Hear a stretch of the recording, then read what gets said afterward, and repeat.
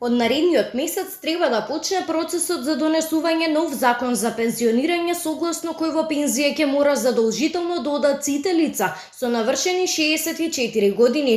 Исклучок од ова се здравствените работници, лекари и медицински персонал, како и кадри од областа на високото образование.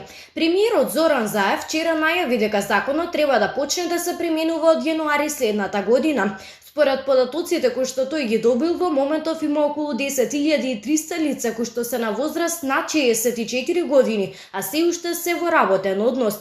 Инаку премиерот Заев на средбата со представниците на стопанските комори потенцираше дека испраќа порака за целосна посветеност на владата на економијата, јакнење на компаниите и високите плати. Прв најважен фокус на новата влада тоа е економијата, економскиот стандард на нашиот народ, раст и развојот севкупен економски, заради тоа што нивото до кое што сме дојдени навистина е напеналено и како што рековме пред нас е неповторлив период кој што мораме заедно да го искористиме. Денеска испративме пораката пред деловните луѓе за предвидливост во периодот кој што предстои пред нас.